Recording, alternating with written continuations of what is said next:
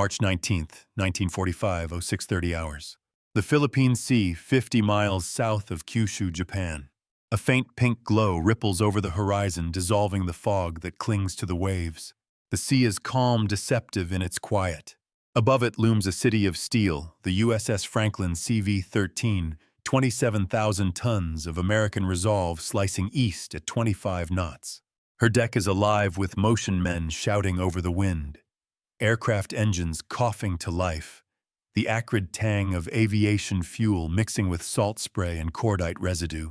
Launch Cycle 3. Corsairs forward. The flight officer's voice crackles through the deck speakers, swallowed by the thunder of twin Pratt & Whitney R2800 engines.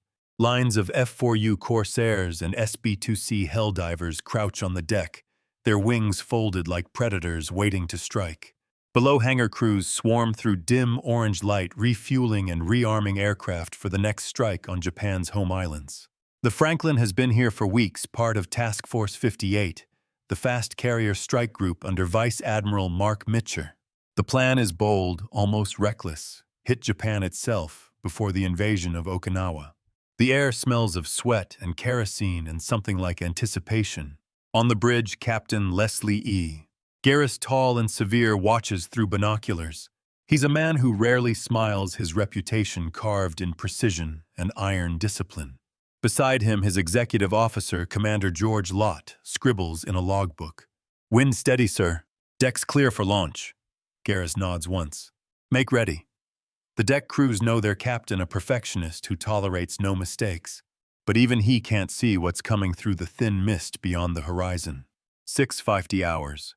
Lieutenant J.G. Ken Lacey, a Corsair pilot, sits in the cockpit of his fighter at the catapult, sweat dripping inside his oxygen mask. The sea gleams below him, silver and innocent. A green flag waves. Launching Corsair number 8. Breaks off. The catapult slams forward 0 to 150 knots in 2 seconds, and the Corsair roars into the air.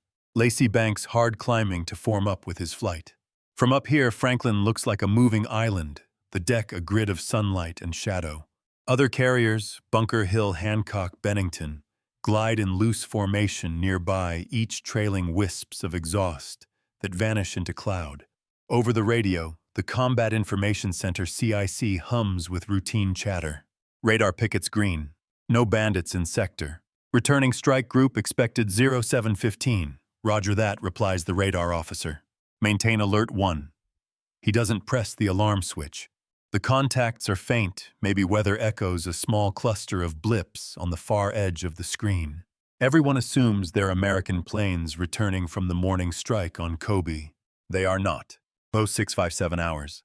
Aboard the Japanese carrier Zuikaku, long since turned into a training hulk, few even know that one of their pilots, Lieutenant Commander Nobuo Fujita, is already airborne, leading a pair of Yokosuka D-4Y Judy dive bombers on a suicidal run. The Japanese Empire is dying, but in these final months, its airmen have become fire-given form, willing to trade their lives for a single ship. Fujita's Judy slips through a thin band of clouds, sunlight glinting off its wings. Below him, the American task force is visible, vast, disciplined, terrifying. He adjusts trim checks, altitude 12,000 feet, and mutters a short prayer.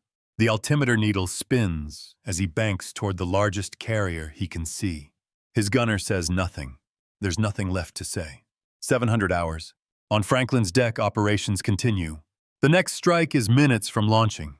Avenger bombers sit armed and fueled, their ordnance glistening under the morning light. Sailors wheel carts of 500-pound GP bombs and HVAR rockets across the deck. The smell of gasoline is thick enough to taste. Then a shout from the island aircraft's starboard quarter, low and fast. Every head snaps upward. Through the thin veil of morning haze, a single shape dives out of the sun, silver wings flashing, the red circle of the rising sun painted on its fuselage. Bandit! Bandit incoming! The klaxon screams, General Quarters. General Quarters. All hands man your battle stations. Garris slams the voice tube. Close, watertight doors. Launch everything that can fly too late. The Judy drops in steep, a 60-degree dive straight at Franklin's deck. AA gunners swing their 40mm Bofors upward, fingers tightening. The sky erupts in tracers' orange lines cutting through the morning. "Come on! Come on!" one gunner mutters, tracking the falling shape. At 0707 hours, 2 bombs fall.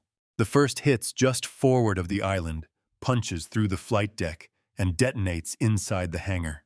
The second slams near the after elevator, carving a hole straight into the heart of the ship. For half a heartbeat, there's silence, a breath held by 1,000 men. Then hell opens. A shockwave rips through the ship. The hangar becomes a furnace. Bombs and rockets stacked in neat rows ignite in a chain reaction. A wall of fire races forward, turning men into silhouettes against the orange glare. Fuel lines burst. Machine guns cook off spitting tracer fire across the deck. Fire on the hangar. Ordnance exploding aft. Below decks, the air is sucked out by the blast. Compartments go dark. Bulkheads groan. Men stumble through smoke, blinded, choking. Damage control report, no answer. The phones are dead. A second explosion hurls fragments through the CIC. Radar screens shatter. The ship lurches 13 degrees to starboard. From the bridge, Garres watches in disbelief as a column of flames spears upward through the forward elevator. The deck plating ripples from the heat. Aircraft roll like toys into the fire. Sound the firefighting alarm. "Get those hoses running," he shouts. But the hoses are already burning.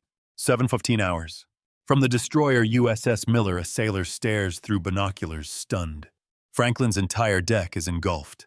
Black smoke rises 4,000 feet into the sky, a pillar visible for 50 miles. "God Almighty," he whispers. "She's gone." But she isn't.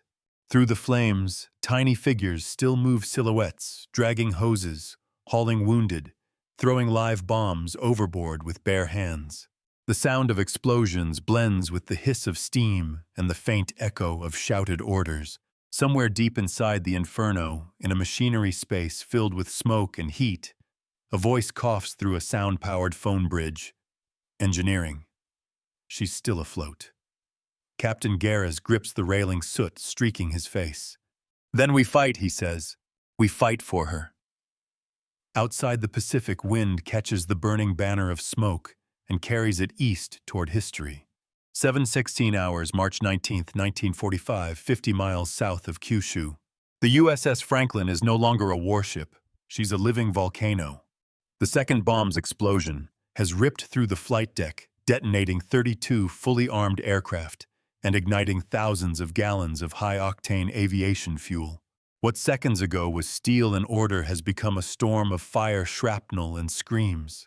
A searing wind roars across the deck as the inferno feeds on everything it touches. Ordnance cooks off like fireworks, rockets streaking through the air, spinning erratically before slamming into bulkheads or plunging into the sea. The blast pressure smashes open hatches, throwing men down corridors already flooded with smoke. "Hangar Bay 2's gone. We've lost the ready room," a voice cries over the internal phone network before it cuts out in static. On the flight deck, sailors crawl through fire, their blue uniforms turning black and crisp. Aviation, boatswain's mate, first-class Robert Blanchard drags a wounded gunner toward the catwalk, both of them half-blind from smoke. A sudden explosion flings them across the deck. Blanchard gets up somehow, still clutching his shipmate. He doesn't make it 10 steps before another rocket screams overhead and detonates in a flash of white. All around him, men are burning, running, diving overboard, anything to escape the hell that has consumed their world. The bridge in chaos. On the bridge, Captain Leslie Garres grips the voice tube with both hands. "Report damage control central," he shouts. Only static answers. Smoke pours through the open hatches, stinging eyes and lungs. Beside him, the ship's navigator coughs violently. "We've lost internal communications, sir." "Then we'll shout it," Garres barks. "Pass it down. Get the fires out. Flood the magazines." A runner bolts from the bridge, disappears into the haze. Commander George Lott, the XO, stares through the observation windows. The deck outside is gone a single sheet of flame. "Jesus Christ, don't say it," Garres mutters. His face is red from heat, but his eyes are steady.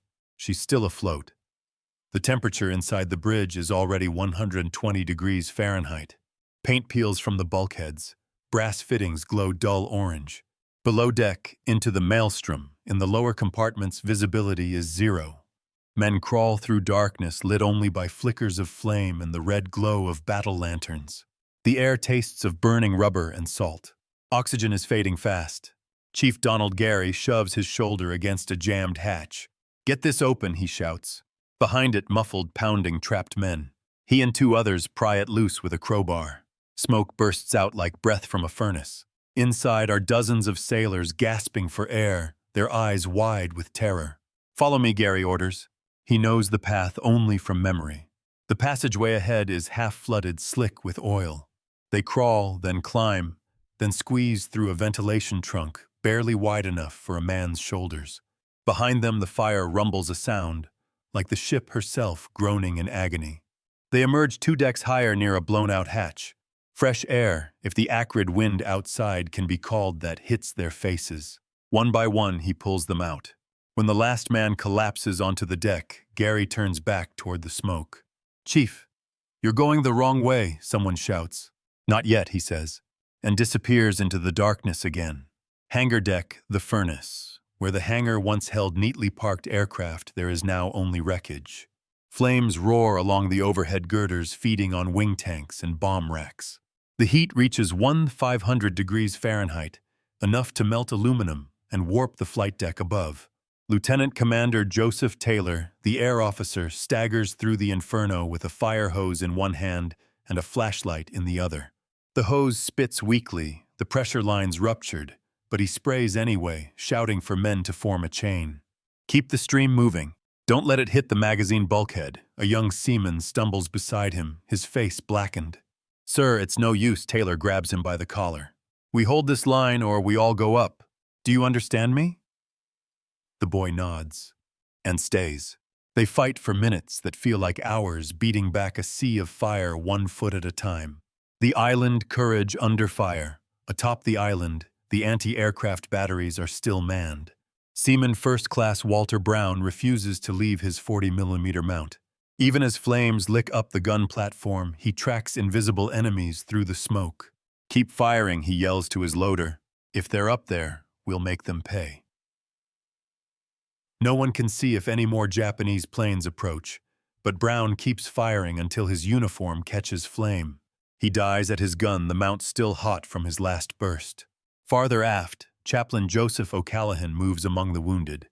He's lost his cap, his cassock scorched, but he carries a crucifix in one hand and a fire hose in the other. "Easy, boys," he says, his voice calm in the chaos. "We'll get through this."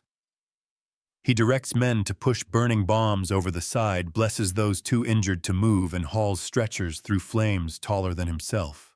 One sailor later swears he saw the chaplain standing on the burning deck, his robe glowing in the firelight, arms lifted like wings. Abandoned ship. By 0800 hours, Franklin lists to starboard dead in the water. Ammunition continues to detonate below. The fires show no sign of stopping.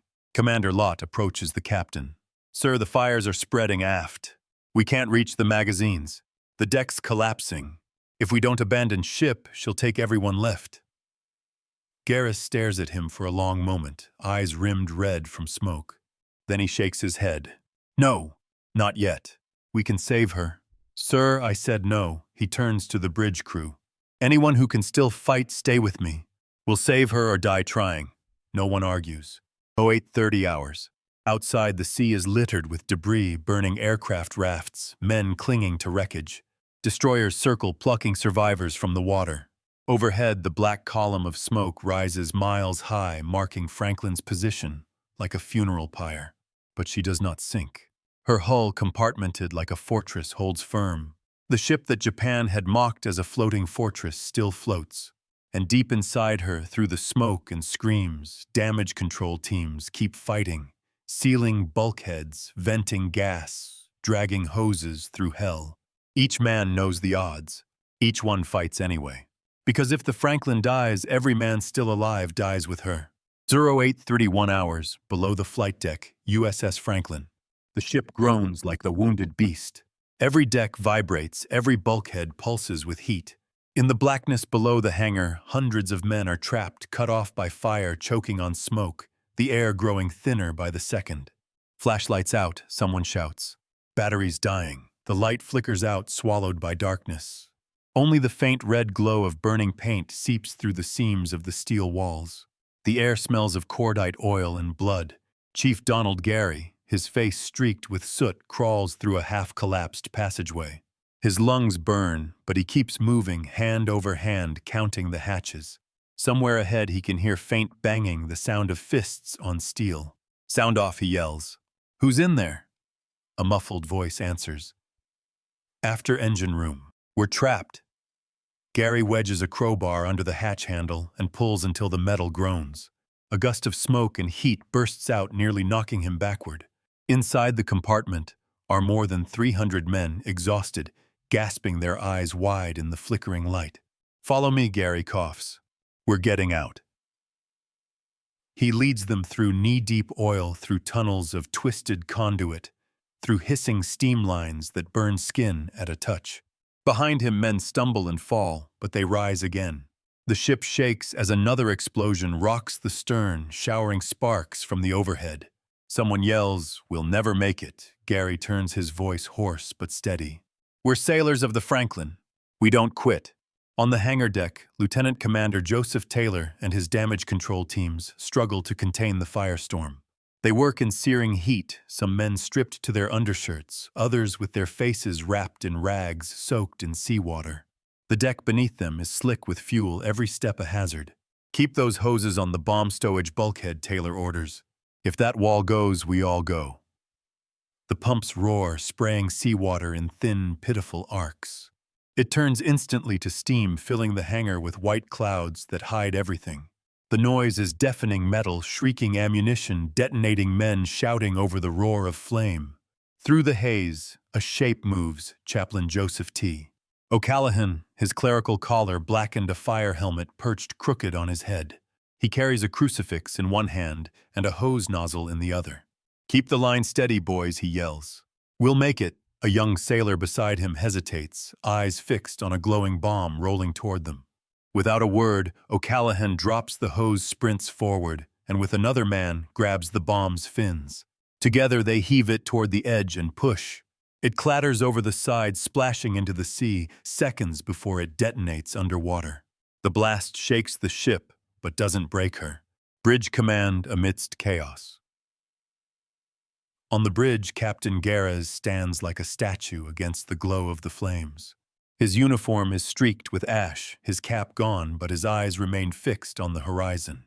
The helm crew stays at their posts, even as the temperature rises past 130 degrees. "Sir," the navigator gasps, "we're dead in the water. No steerage." "Engineering says boilers 2 and 3 are gone," the XO adds. "If number 4 fails, she'll hold," Garres cuts in. "She'll hold because we're not giving her up." He turns to the communications officer. "Get me Pittsburgh. Tell them we need a tow if we can live long enough for them to reach us." Gary's rescue group reaches a dead end, a bulkhead warped shut. He pounds the steel with his fists. "There's gotta be another way." He scans the ceiling, a ventilation duct, narrow but open. Up there, he points. One by one, men climb through, pushing forward in silence. It's slow, brutal work. The duct burns their hands, and each breath feels like fire in the lungs. Finally, a sliver of light appears ahead. They crawl faster. Then the duct bursts open into the forward repair locker. Fresh air, thick with smoke, but air nonetheless floods in. Gary waves them through. "Move! Move!" As the last man climbs out, another explosion rips through the ship, knocking them flat. The lights flicker, then die. When Gary comes to the bulkhead is glowing. He staggers to his feet and counts heads. 248. He'd started with over 300. He wipes his face with a trembling hand and whispers, "I'm going back for the rest. No one can stop him." He disappears into the smoke once more. Courage and faith up top, O'Callaghan continues his grim pilgrimage across the burning deck. He carries holy water in a battered canteen, blessing the dying where they lie. A sailor with burns covering half his body grabs his sleeve. "Padre, tell my mom I didn't run." O'Callaghan squeezes his hand. "You stood your ground. God knows that." He moves on passing bodies, twisted metal and half-melted gun mounts. Above him, stray rounds from overheated 50 cals crack through the air like angry ghosts. The wind shifts suddenly, pushing the smoke east. Through the haze, the sun breaks for the first time since the attack, pale, indifferent, and terrible. The deck glows orange like molten iron. Miracle of the hull, below the waterline. Engineers in the forward fire room manage to restart one generator. It sputters, coughs, then steadies into a low rumble. Lights flicker back to life in parts of the ship. Pumps engage. Water begins to drain from flooded compartments. Captain and engineer reports through the phone circuit. "We've got partial power on line 1. Garrus grabs the receiver. "Keep it going, son." That's the sound of life. Even amid the inferno, the Franklin still breathes. 900 hours. Fires continue to rage, but now the hoses are working again. Seawater hissing against burning steel. Smoke still pours from the hatches, yet for the first time since 707, the explosions have slowed. The men of Franklin are turning the tide. They have no reason to believe survival is possible, only orders, instinct, and each other.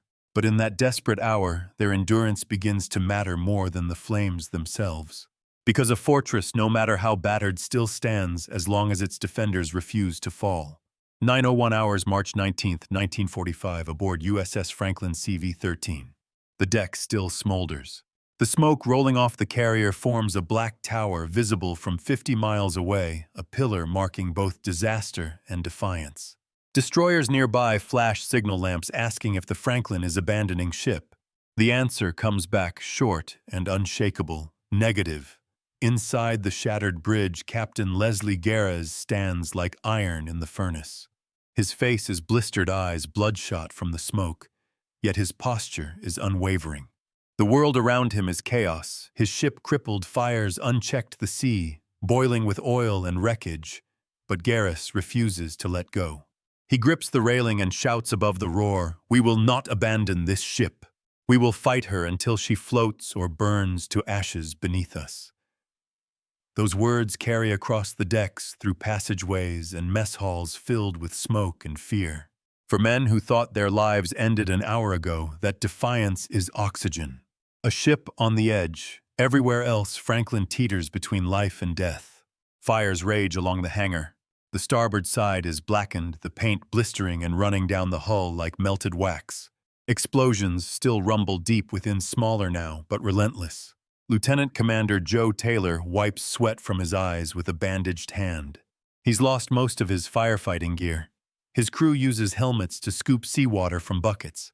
A Marine sergeant joins them, face wrapped in rags. "Sir, aft elevator's gone," the sergeant reports. "We're sealing off the hangar, but the forward bulkhead's red hot." "Then keep spraying," Taylor answers, voice hoarse. "If that bulkhead blows, we all go swimming." The Marines nod and turn back into the smoke. Every few minutes, a new detonation shakes the ship, fueled bombs cooking off aircraft tanks, rupturing. The air tastes of burned rubber and gasoline. And yet amid the horror, there's rhythm hose teams, advancing hoses, swapping out the crackle of flames beaten back foot by foot. The sea, around them, from the deck of the destroyer, USS Miller sailors watch the Franklin through binoculars. She looks like a floating volcano, flame pouring from her deck edges, black smoke streaming hundreds of feet skyward. One sailor mutters, "She can't still be afloat." Another replies quietly, "She is. Look, her flag's still flying." Indeed, amid the smoke and ruin, the Stars and Stripes still flutters at the mast. Torn, soot-blackened, but alive. Nearby destroyers move closer, their fire crews preparing to spray seawater onto the Franklin if she detonates again. Others stand by to pick up survivors. But the signal lamps flash again, "Do not approach." Damage control in progress. Gears's XO commander George Lott wipes soot from the chart table. "Captain, fires are spreading aft again. Recommend we consider abandoning sections below the hangar deck." "No." Garrus shakes his head. "As long as she floats, we fight." "Sir, if the magazines blow, then I'll die on my feet, not swimming." His tone leaves no room for debate. Lott simply nods and returns to his logbook, the ink streaked by sweat. A helmsman nearby murmurs under his breath, "Guess the old man means it." "He does," says another. "And if he doesn't, none of us get out anyway." Outside, burning debris falls from the sky, fragments of corsairs, helldivers, and avengers, now nothing but embers in the wind. The sea around the Franklin glitters with wreckage and oil. Below, a resurrection in steel. Down in the engineering spaces, the battle is mechanical and unseen. Machinist's mate first class, Henry Laird, kneels beside a flooded pump room, trying to restart the auxiliary feed pump. The controls are blackened. The gauge glass is cracked. "Try her again," shouts the chief engineer. Laird flips the breaker. Sparks jump, the motor whines, and for the first time in hours, the pump rumbles back to life. A thin jet of water sprays from a ruptured hose, but it's working. Pressure coming up on line 2, someone yells. Cheers echo through the compartment. For the men below, that sound is salvation, the heartbeat of a ship refusing to die. A vision of hell. In the hangar bay, Chaplain Joseph O'Callaghan continues his rounds. His once white clerical collar is gone. His fire helmet hangs askew. He moves through smoke so thick it's like crawling through night. A sailor with a shattered leg reaches for him. "Padre, am I gonna make it?" O'Callaghan kneels, places a hand on the man's forehead. "You're already home, son. Hold on." Another explosion rocks the deck, and a wave of flame sweeps across the hangar. The chaplain grabs 2 nearby sailors, directing them to roll out a fire hose. "Spray the bomb locker door," he yells. "If that goes, so do we." They open the nozzle and the water hisses against glowing steel. For minutes, maybe hours, no one can tell anymore. They fight against heat and exhaustion. O'Callaghan's face blisters, but he doesn't stop. He knows faith is more than prayer. Sometimes it's just refusing to run when everything tells you to. Decision point. By 0930 hours, the Franklin lists 13 degrees to starboard. The fires still burn, but they're no longer spreading. The explosions have slowed. Hundreds of men are dead, many more injured, but the hull remains intact. A messenger bursts into the bridge. "Captain, the fires in the hangar are contained. Damage control says the deck might hold." Garrus turns, slowly, exhaustion visible in every line of his face. "Good. Then we finish this." Sir Lot says quietly, "We've done everything we can. If you give the order to abandon, no one will think less of you." Garrus looks out at the burning deck, the flag, the sky filled with smoke. "If I abandon her now, she's gone forever. We'll save her, or she'll take me with her." Outside, the sea heaves gently, reflecting the orange glow of the fire. The Franklin, crippled but still upright, creaks as she rights herself a few degrees. "Bring me a report from engineering," Garrus says. "And tell them." The captain says thank you. Somewhere below, a new vibration hums through the deck plates, the sound of a generator restarting. Lights flicker back on in scattered compartments. A few sailors cheer weakly, others simply stare in disbelief. The ship that should have died hours ago has begun to live again. And above it all, on the bridge, Captain Garrus stands unflinching, the man who refused to abandon his fortress. 46 hours, USS Franklin, south of Kyushu. The ship has stopped moving, her engines wounded, but she lives. Beneath the black tower of smoke, men fight both flame and exhaustion, clawing their way back from the brink. On the hangar deck, Lieutenant Commander Joseph Taylor and his teams advance through what looks like a smelting furnace. They drag hoses over molten metal, the rubber hissing beneath their boots. Water flashes to steam before it even reaches the flames. "Keep the pressure steady," Taylor yells, his throat raw. We're not losing her now. Every few feet they pass the bodies of shipmates who didn't make it. There's no time to mourn, only to fight. Bridge orchestrating the impossible. On the bridge, Captain Leslie Garrus issues orders with a voice gone hoarse. His uniform is drenched in sweat. Around him, the surviving officers move like ghosts through the smoke. "Get word to all stations, reinforce fire curtains on the hangar," he says. "We'll hold the line there." The Combat Information Center is gone, burned out, its radar sets melted to slag. Communications are patchy at best. Runners carry messages handwritten on scraps of chart paper. "Report from engineering, sir," a messenger gasps. "They've got 1 boiler back online." Garrus straightens. "Good. Tell them to keep her breathing."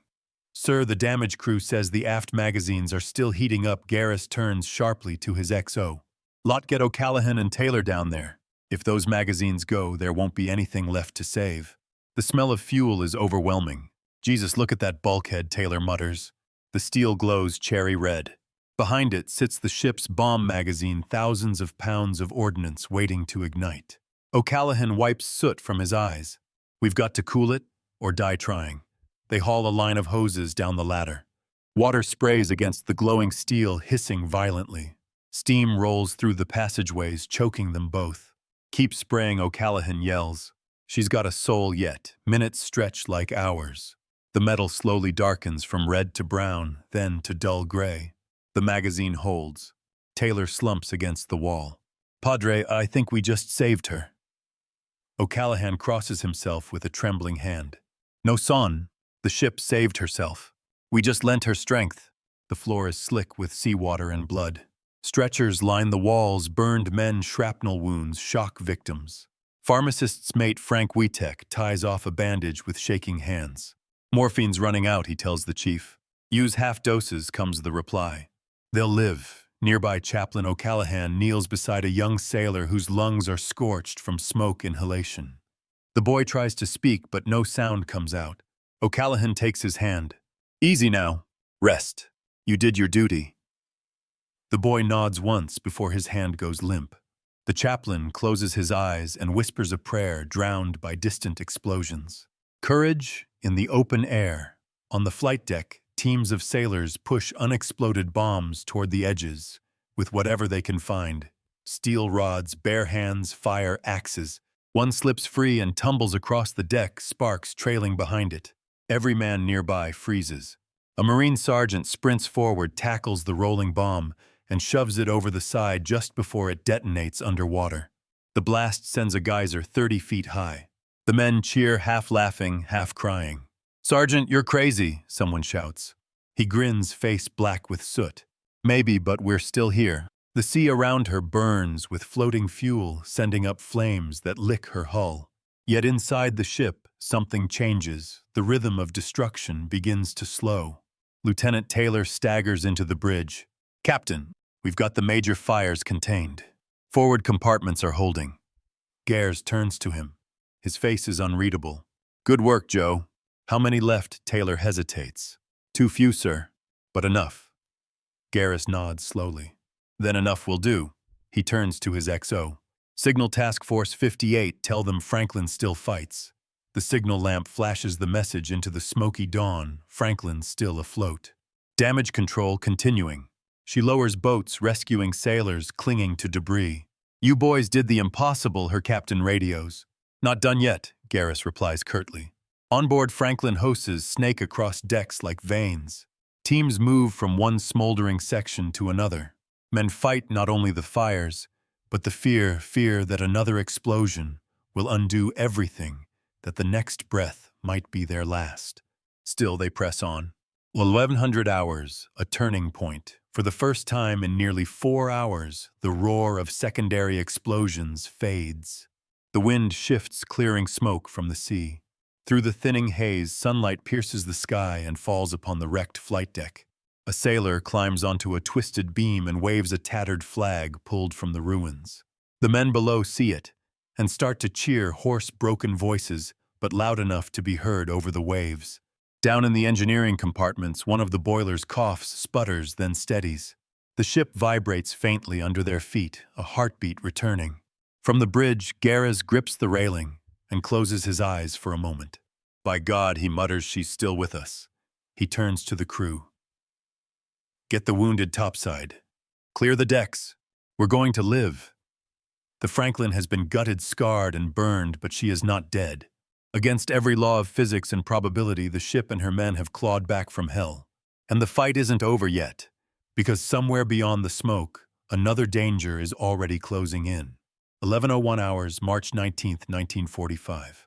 The Franklin drifts in the oily water, her once proud silhouette, now a jagged outline of ruin. The ocean shimmers with fuel fires that snap and hiss against her hull. She is blind dead in the water, surrounded by her own smoke. But salvation is on the horizon. From 30 miles west, the heavy cruiser USS Pittsburgh CA-72 races toward the rising black column. Her turbines push at flank speed, screws biting deep. Spray lashes her bow as she carves through the Pacific, answering a distress signal that had barely pierced the static. This is Franklin. Heavy damage. Fires out of control. Require assistance. On Pittsburgh's bridge, Captain John Gingrich lowers his binoculars, eyes grim. She's still afloat, he says softly. We'll get her home. The air inside the ship is thick and hot as a foundry. Entire compartments remain sealed to keep fire from spreading tombs of steel holding the dead and dying alike. Above decks, the remaining crew continues to fight, dousing flare-ups, jettisoning live ordnance, pushing debris overboard. The carrier's superstructure leans groaning. Her hull plates pop like rifle cracks as trapped heat expands. A lieutenant near the island wipes sweat from his brow and mutters, "If she lasts another hour, it'll be a miracle." But still they fight. Contact at 12:30 hours Pittsburgh, approaching from the west. The lookout's shout cuts through the roar of wind and fire. Through the smoke, her gray bow appears steady, immense, the cruiser's hull shimmering through the haze. Her signal lamps blink, prepare for tow. The crew of the Franklin can hardly believe it. Some cry openly. Others just stare, too numb to react. On the cruiser's bridge, Captain Gingrich grips the voice tube. All engines slow ahead. Bring us alongside. Keep clear of her fires. Sir, if one of her magazines cooks off, she's got men alive aboard. We're going in. Lines are fired across by whip guns, thin messenger cables arcing through the smoke. The first line misses. The second catches whipping across Franklin's bow. Sailors haul it in hand-over-hand, faces blackened with soot. Haul steady, using the line they drag a thick steel towing cable across. Men lash it to the Franklin's battered bow cleats, each one praying the metal will hold. Tow secured comes the report. Gingrich orders engines ahead 1/3. The cable tightens, creaking like a living thing. For a moment, nothing happens, and then Franklin lurches forward, the ocean foaming beneath her hull. A cheer rises from both ships, hoarse and disbelieving. Fire and water, the sea remains treacherous. Oil burns in slicks, flames leaping from wave to wave. Pittsburgh's forward gunners spray seawater ahead to clear a path. The heat is intense enough to warp paint, but they push on. From the destroyers circling nearby, USS Miller, USS Hickox, USS Marshall sailors watch the improbable sight. A cruiser towing a burning carrier through a field of fire. Looks like she's alive after all, one sailor whispers. She's more than alive, another answers. She's fighting back. The floor trembles under each pull of the tow. His XO lot reports, "We're moving, sir. Speed 3 knots. Garres doesn't smile, but the faintest relief flickers in his eyes. "Keep those hoses running," he says quietly. "She's still ours." He looks aft. The flight deck is a ruin, twisted beams, melted planes, the skeletal remains of arresting wires. Yet through it all, the American flag still flies. Burned, tattered, but upright. "Make sure it stays that way," he mutters.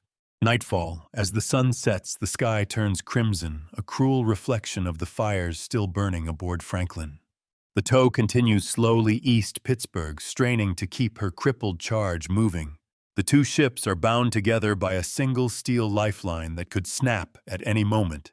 On both decks, sailors stand at the rails watching the horizon fade. Some pray. Others just breathe. Inside the carrier, Chaplain O'Callaghan holds a small service near the forward elevator, surrounded by the wounded. His hands are black with soot. His voice cracked, but his words are steady. "We have walked through the valley of fire," he says, "but we are not consumed. This ship still carries us as she did when she was whole. We owe her our faith and each other." The men bow their heads. Some weep silently. Midnight watch at 00:00 hours.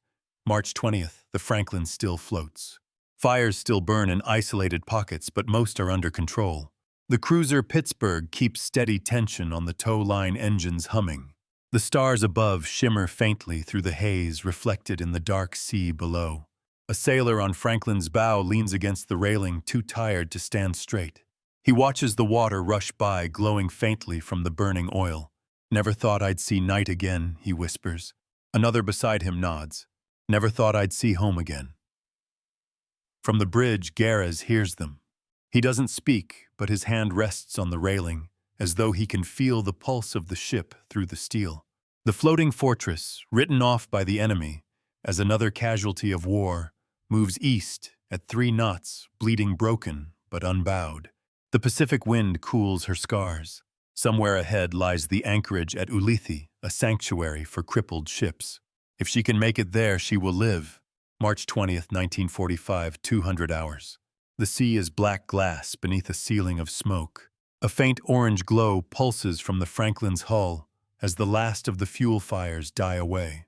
Her outline shimmers in the darkness, a burnt cathedral adrift in the Pacific. Everywhere inside her, men move like ghosts. Boots crunch over ash and twisted steel. Flashlights flicker, cutting tunnels of light through smoke and steam. The air still reeks of oil and charred metal, but now it carries something else, silence. A silence so deep that when a girder groans or a hose hisses, it sounds like thunder. The search for life teams of sailors sweep through the lower decks, searching for survivors in the ruins. The beam of a flashlight slides over a bulkhead blackened beyond recognition. A hand protrudes from the debris, still clutching a wrench. Chief Donald Gary, his uniform torn and burned, leads yet another rescue team. He's been at it for nearly 20 hours, his voice raw from shouting through the smoke. This way he coughs. Check those passageways aft. He pries open a warped hatch with a crowbar. The stench that rolls out is indescribable smoke, fuel, and death, but inside faint coughing. Over here someone yells. Gary crawls in, light trembling in his hand. There, huddled behind a melted bulkhead, are 3 men, barely alive. One whispers, "Thought you'd forgot us." "Not a chance," Gary says, hauling him out. It's his 3rd rescue of the day, and it won't be his last. Bridge watch on the bridge, Captain Leslie Garris refuses to sit. His crew has begged him to rest, but he won't leave the watch. The red glow from the horizon paints his face in flickers.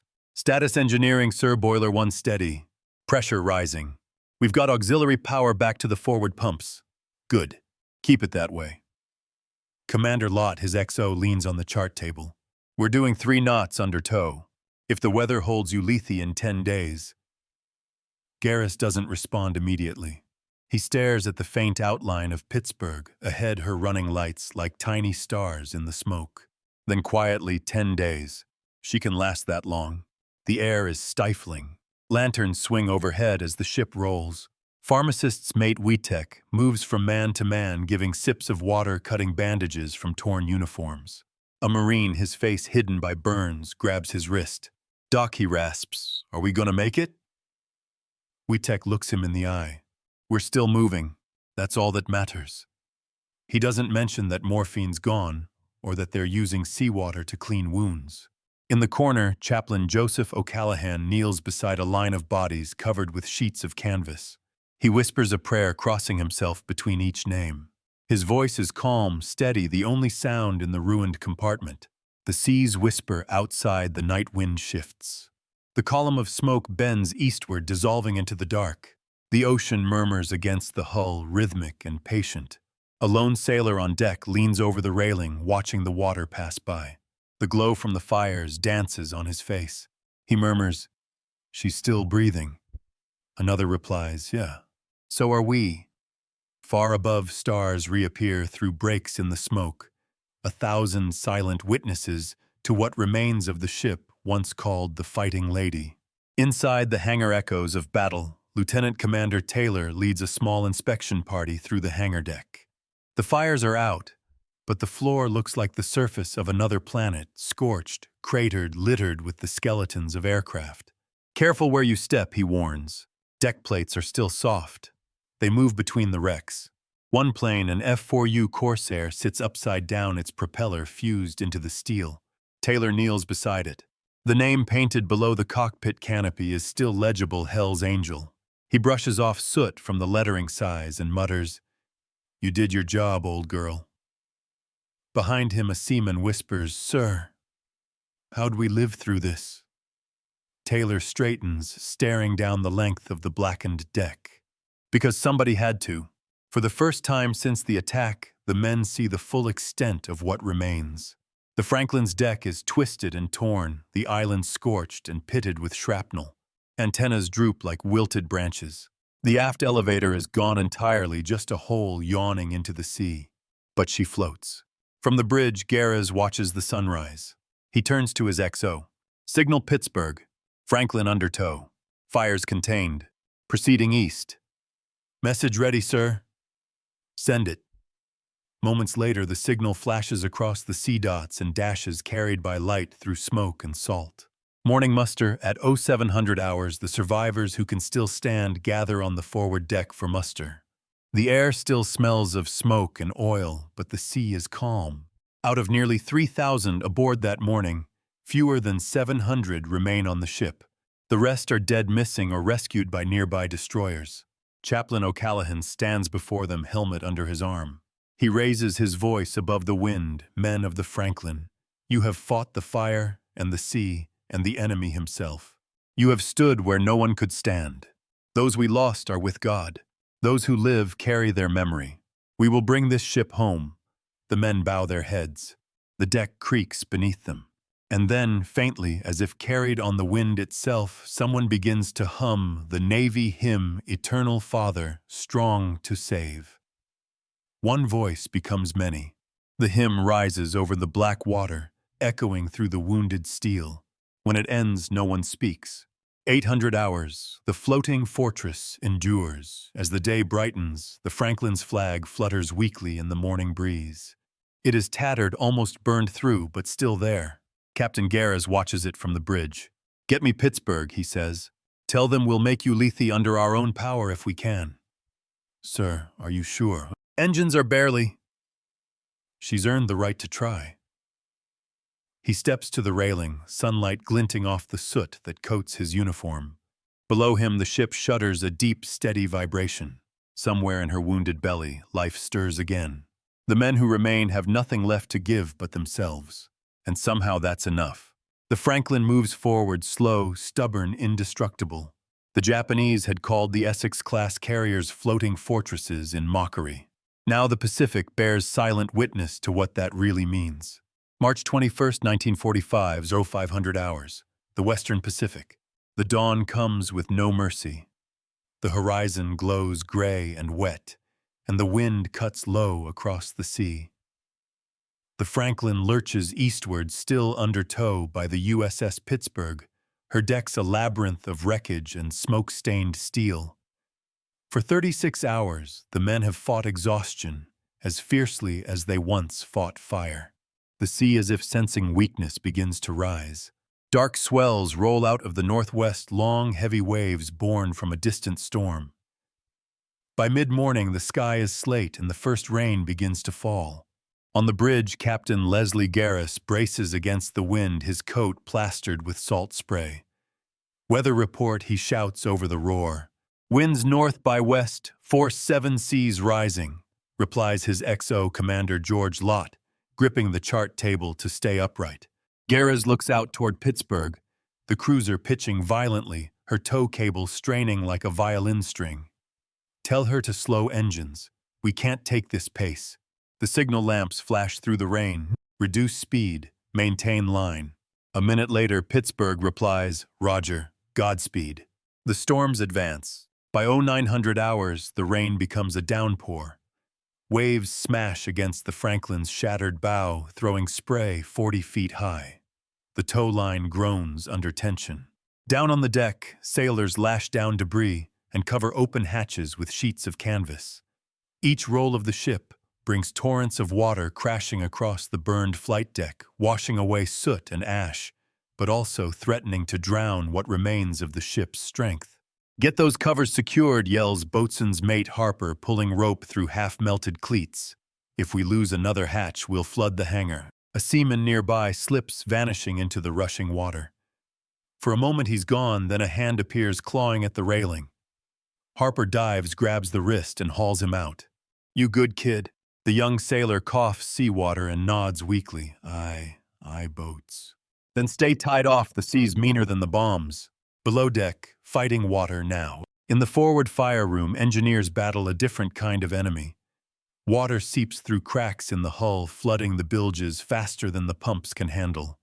The ship groans, with every wave the sound like a heartbeat skipping in pain. Pump pressure dropping, shouts Chief Engineer Macaulay.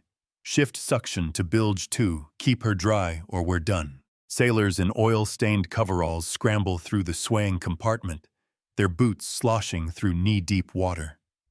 They rig makeshift pumps from scavenged hose lines. One man grips the control wheel with both hands as the ship tilts again, muttering through clenched teeth. "You're not taking her, not today." The pumps finally catch prime. A deep, rhythmic thumping fills the air, water pouring back into the sea. The Franklin steadies. The men who wouldn't sleep. Above the storm, howls like a living thing. The men have gone without proper rest for nearly 2 days. Their faces are blackened eyes, red-rimmed lips cracked with salt. In the ruined ready room, a dozen sailors huddle around a flickering lantern. One of them, Signalman Third Class David Connors, scribbles in a notebook. "What are you writing, Dave?" someone asks. He shrugs. "Just want to remember what it looked like, in case none of us make it home." A pause. Then another voice, quiet, almost lost in the wind. "If we don't, somebody will find her. They'll know we didn't quit." Outside, thunder rolls, shaking the deck plates. Bridge, the tow holds. At 1100 hours, another massive swell hits. The Franklin's bow dips low. The sea surges over the forecastle, and for a terrifying moment, the tow line slackens. If it snaps now, both ships could collide. "Hold that tension," Garris shouts. The boatswain on the forecastle, soaked to the bone, watches the line quiver, then pull taut again. "She's holding, Captain." Garris exhales slowly. "Good. That line's our lifeline to Ulithi, to home, to everything." Lot leans closer. "If it parts, sir, we tie another, or we row. But we don't let go." The wind howls louder, driving rain sideways. For all his iron will, Garris knows one truth: a ship can defy fire, but the sea never forgives arrogance. He grips the railing and whispers, "Not tonight. Not after everything." Chaplain's vigil, below deck. Father O'Callaghan kneels beside the wounded, his hands clasped around a small crucifix. The deck pitches under him, lanterns swinging wildly, but he never loses balance. A sailor nearby groans feverish. The chaplain touches his forehead. "Steady, son. The storm will pass." Padre, another, whispers, "We already been through hell.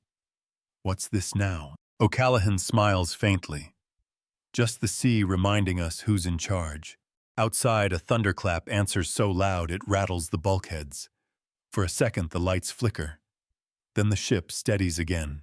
Afternoon. Calm, the eye of the storm. By 1500 hours, the rain stops abruptly. The clouds thin and sunlight cuts through in slanted golden beams. The sea is still restless, but no longer murderous.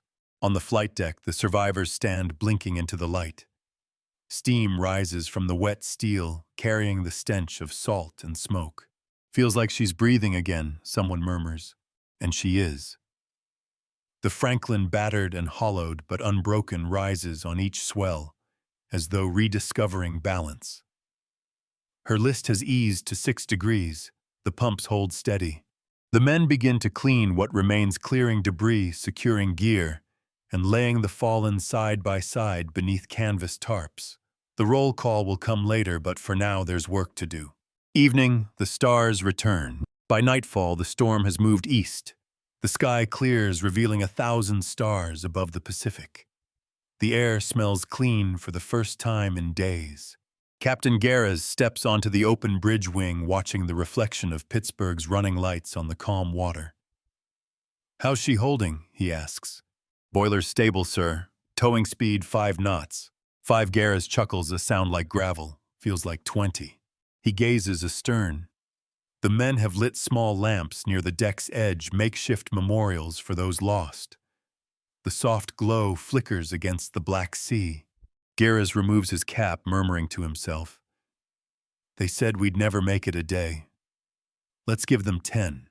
300 hours, March 22nd. The silent watch. The ship rides smooth. The engines hum faintly. A lone lookout in the island whispers into his sound-powered phone, "See calm visibility, clear stars bright." "Roger," comes the reply. Below, the men finally sleep, huddled on the deck, using fire hoses as pillows, soot still on their faces. For the first time since the bombs fell, the Franklin rests. Her scars glisten in the starlight. The sea which once sought to claim her now rocks her gently like a wounded soldier in the arms of the ocean itself. She is no longer just a carrier. She is a survivor, the floating fortress that refused to die. March 23, 1945, 600 hours. The sun rises blood orange over the Pacific, glinting off the blackened hull of the USS Franklin. Her decks steam in the warmth, a ghost ship trailing smoke and memory. The tow line to the cruiser USS Pittsburgh hums under tension, each vibration echoing like a pulse through the water. The storm is gone, but the silence it leaves behind is uncanny. No aircraft idle on the deck, no sirens or machinery chatter, only the creak of steel and the hiss of the sea.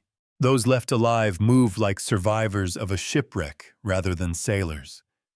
Their uniforms are burned rags. Their faces, gaunt and blackened, are unreadable masks of exhaustion and disbelief. Yet every man who can stand still works clearing debris, securing cables, pumping out compartments, salvaging whatever is still functional. "Sir, we've got the forward generator steady reports," Chief Engineer Macaulay to Captain Leslie Garris. "Boiler pressures holding at 50. Not enough for speed, but enough for life." Garris nods. "That's all we need. Keep it beating." The chief salutes weakly and disappears into the hatch. For the first time in 4 days, the Franklin's lights glow through the smoke, dim, flickering, but alive. A city of the dead. Below deck, the air is thick and heavy. Men carry bodies wrapped in canvas to the hangar now, a temporary morgue. They move in silence. The only sounds are boots on steel and the whisper of the sea outside. A Marine corporal stops beside a stretcher. The body beneath the tarp wears a scorched dog tag that reads Harris LT Sergeant USMC. The corporal salutes, then pulls the tarp back over. "We'll get you home, Sarge," he murmurs. Nearby, a sailor scratches names into a soot-black bulkhead with a pocket knife, hundreds of names, initials, and fragments of prayers. No one stops him. The chaplain's duty. At the forward elevator, Father Joseph O'Callaghan stands with his crucifix in one hand, a bucket of seawater in the other. He sprinkles the water over rows of covered bodies, his lips moving in exhausted prayer. "They fought the fire, the sea, and death itself," he whispers, "and they did not yield." A young ensign approaches. "Padre, you should rest." "I will," the chaplain replies, eyes never leaving the dead. When they're home. He moves down the line, blessing each canvas-wrapped form. Behind him, the sky begins to brighten, and sunlight spills across the ruined deck. For the first time since the bombing, the air smells faintly of salt and wind, not smoke. Bridge, the captain's burden. On the bridge, Garris leans over the chart table. His XO commander Lot stands beside him, logbook open. "Current speed 5 knots, Lot reports. Tows steady. Estimate arrival Ulithi in 9 days. Garris stares at the map without seeing it. 9 days, he repeats. "We'll make it." Lot hesitates, then says softly, "Sir, the men are worn to the bone. Some haven't slept since the attack. We could request a relief crew from the destroyers." "No." Garris shakes his head. "No strangers will touch her. She's ours." He looks out at the horizon, the faint silhouette of Pittsburgh towing them east. They can say what they like about orders, about mistakes. But we'll bring her home under her own flag. Lot doesn't argue.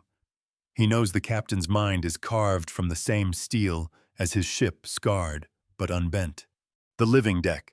By midday, the surviving crew gathers topside for maintenance. The fires are long out, but the deck remains treacherous holes gaping through the steel-jagged beams, waiting to catch a careless step. A team of Seabees from Pittsburgh comes aboard to help weld emergency braces across the forward section. Their faces pale when they see the destruction. One mutters, "Looks like she went through hell." A Franklin sailor nearby, face streaked with soot, replies quietly, "She did, and she brought us back." Together they cut and weld through the day, sparks flying against the sky like a second sunrise. The letter home. Below, in what's left of the communications office, signalman David Connors writes by flashlight. His handwriting trembles with fatigue. Dear Mom, I don't know if this letter will reach you. We've been hit bad, but the Franklin still floats. We lost so many friends I've known since boot. But the captain says we'll make Ulithi. He's right. We'll get there because we have to. Tell Dad the ship's tougher than anyone ever thought. Tell him I saw what courage looks like, and it's not loud. It's just doing your job when everything's burning. He folds the paper carefully, tucks it into a waterproof pouch, and seals it. Outside, the sea glimmers through the porthole. The ghost convoy. By 1600 hours, 4 destroyers, USS Hickox, USS Marshall, USS Miller, and USS Hunt, form an escort screen around the crippled carrier. Their wakes leave long white scars across the gray sea. From above, it would look like a funeral procession, the wounded flagship pulled eastward, her escorts circling like guardians. Radio transmissions are brief, almost reverent. Pittsburgh to Task Force 58, Franklin proceeding under tow. Crew holding. Ship afloat and under control. Reply Godspeed. Every man in the fleet is with you. Even the ocean seems to recognize her defiance. The waves calm and the wind softens as if granting passage to a vessel that has already endured too much. Twilight over the Pacific. As the sun sinks, the light turns amber, washing over the ship's scars. The Franklin's deck glows faintly in the fading day, a palette of rust, soot, and salt. Captain Garris steps outside onto the bridge wing. For once, he says nothing. He just listens to the creak of rigging, the slow churn of Pittsburgh's engines ahead, the whisper of the sea. Commander Lott joins him. Beautiful night, he says. Garris nods. Almost feels peaceful. Almost. They stand together in silence as stars emerge reflected in the calm water below. 2100 hours, the night march. The Franklin slides eastward through the dark, her wake glowing faintly with phosphorescence. The men on watch whisper that the light looks like ghosts, the spirits of the fallen guiding them home. Down in the hangar, O'Callaghan finishes another prayer. Rest easy, boys, he says quietly. The sea's calm tonight. Above the flag flutters against the night breeze, its edges torn, its colors barely visible. But it's still there, just like the ship, just like the men. The voyage to Ulithi has become more than survival. It is penance, proof, and pilgrimage all at once, a journey through shadow toward whatever light still waits beyond the horizon.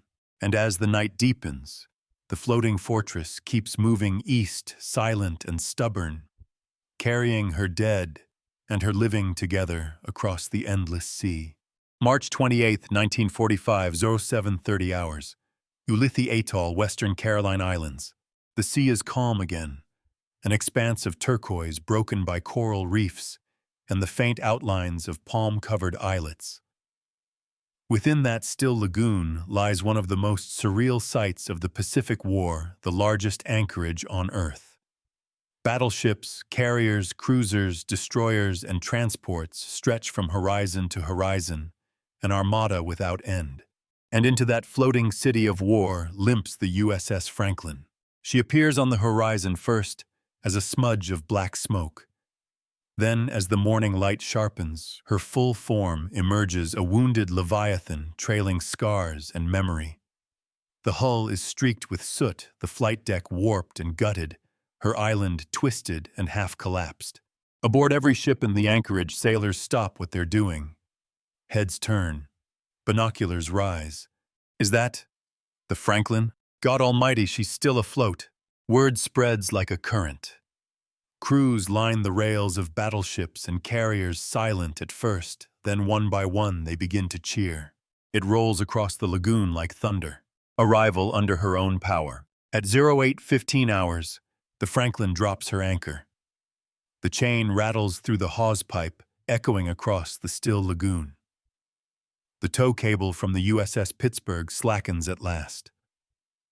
After 9 days and 1,000 miles, the battered carrier has reached safety, still under her own flag. On Pittsburgh's bridge, Captain John Gingrich removes his cap. "Cut her loose," he says softly. A moment later, the signal flashes to the Franklin. Tow complete. God bless. Garres stands at his own bridge rail, soot-streaked and unshaven, watching the cruiser peel away. "She brought us home," he murmurs. His XO Commander Lott answers quietly. "No, sir. You did." Garres shakes his head. "We all did." A harbor stills to honor her. The harbor master's dispatch boat approaches, slowly flying both the stars and stripes and the Navy Jack. No one rushes aboard. No one gives orders. The men simply stand in awe. Across the lagoon, the other ships dip their colors in salute. Flags lower to half-mast. On the USS New Jersey, a Marine bugler plays taps. The mournful notes echo across the water, mingling with the cries of seabirds. On the Franklin's deck, sailors remove their caps. Some weep openly. Others just stand staring at the ships around them, their comrades, their witnesses. They are home, and yet they are not. The reckoning of fire. Repair parties from the USS Vestal, a veteran repair ship of Pearl Harbor fame, come aboard within hours. Their officers take one look and whistle through their teeth. "Never seen anything like it," says one. "She took 19 hits, confirmed," replies Taylor grimly. 19 confirmed impacts, 2 direct bombs, and every magazine almost cooked off, but she stayed afloat. The repair crews get to work patching holes, clearing wreckage, cataloging the unimaginable damage. Each compartment tells a story written in flame. Melted instruments, fused ladders, steel turned to lace. Yet everywhere graffiti scrawled in chalk or paint, "She's still ours. The lady lives. Remember the 19th. Roll call for the fallen." That afternoon, the survivors muster on the flight deck.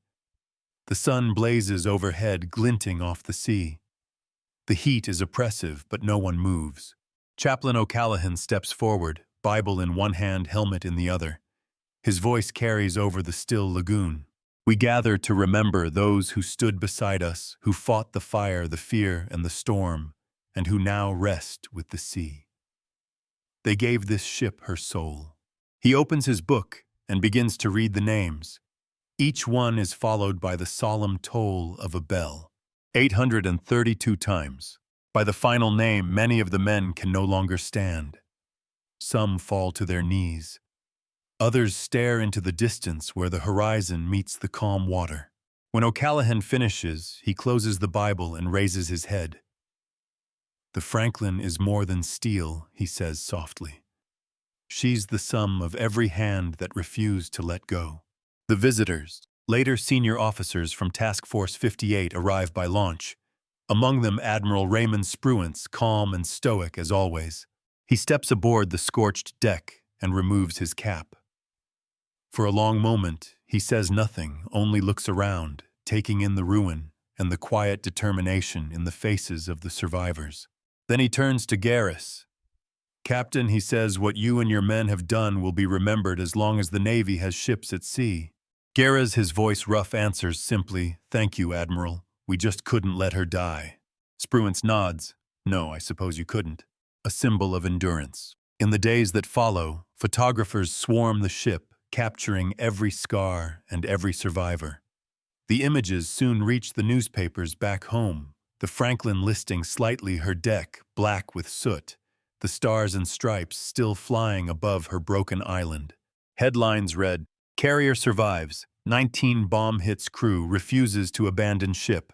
Floating fortress returns from hell." Across America, workers in shipyards and factories see the photos and point to the rivets, the beams, the deck plates. "We built that," they tell each other. "And she came home." The price of pride. For the men aboard, however, victory is tempered by the weight of memory. Many can't sleep without hearing the roar of the explosions again. The smell of burning oil clings to their clothes no matter how many times they wash. In the evenings, they sit together on the open deck, watching the sunset over Ulithi. Some laugh softly. Others stare at the horizon, lost in thought. "Feels wrong to be alive," one sailor says quietly. Another shakes his head. "No, it's what they fought for us to see another sky." O'Callaghan, overhearing, adds gently, "And for this ship to sail again, if only once more." Night at anchor. As darkness falls over the atoll, the Franklin rests motionless, her hull glowing faintly under the floodlights of the repair ships. Across the lagoon, engines hum and anchors creak. But on her deck, all is still. The smell of salt and smoke hangs in the night air. The stars reflect on the calm surface, forming constellations that shimmer over the graves below. Captain Garres stands alone at the railing cap under his arm. He whispers to the sea, "You tried to take her. You failed." The wind answers with a soft sigh through the twisted railings. The Franklin, once mocked as just another floating fortress, has entered legend. And though her scars will never fade, she lies in the heart of Ulithi like a monument, a burned cathedral to endurance. April 2nd, 1945, 0600 hours, Ulithi Lagoon. The harbor is still in dawn's haze when the Franklin's engines turn over for the first time under her own power since the attack. The sound is faint, uneven, a coughing heartbeat, but it is unmistakably alive.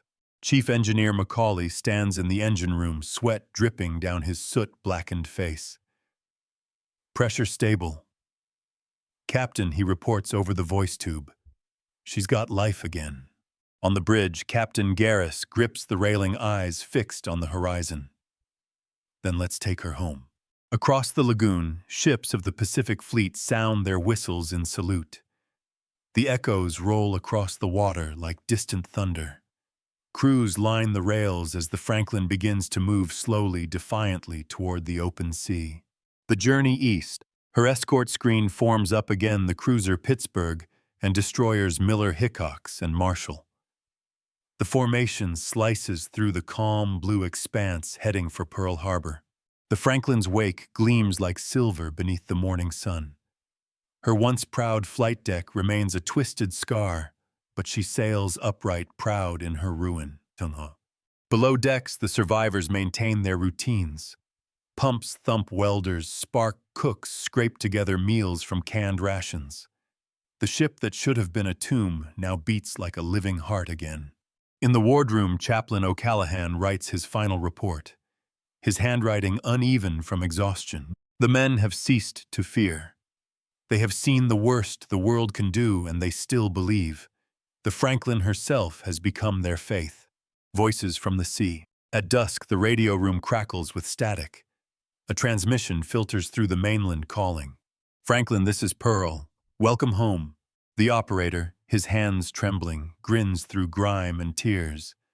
"Aye, Pearl, we're coming in slow but steady." The bridge crew hears and applauds weakly. Garres nods but doesn't smile. "Keep her steady," he orders. "We're not home yet." That night, the ship's silhouette glides through starlit waves. From above, she looks like a ghost ship, dark hull, faint lights, a trail of memory stretching behind her. The men and the memories. Days pass. The sea is mercifully calm. The men settle into a rhythm, patching, cleaning, remembering. In the hangar bay, sailors carve names into a steel bulkhead. March 19th, 1945, we did not abandon ship. Beside it, someone chalks the words, "You can't sink courage." Every night, as the sky darkens, the chaplain leads a short service near the forward elevator. There are no hymns, no ceremony, only silence and the sound of the sea brushing against the hull. Each wave carries them home, O'Callaghan tells the men, and carries us too. April 11th, 1945, mid-Pacific. A week out from Ulithi, the Franklin encounters a storm front. Black clouds boil across the sky, wind roaring through her rigging. Rain lashes the burned decks. "Hold course," Garres commands. "We're not turning for weather." Lightning flashes across the sea, illuminating the ship in brief, violent glimpses, a steel ghost defying nature itself. The men brace against the wind, securing cables, checking pumps, riding it out. When dawn breaks, the clouds are gone, and the Franklin still moves east.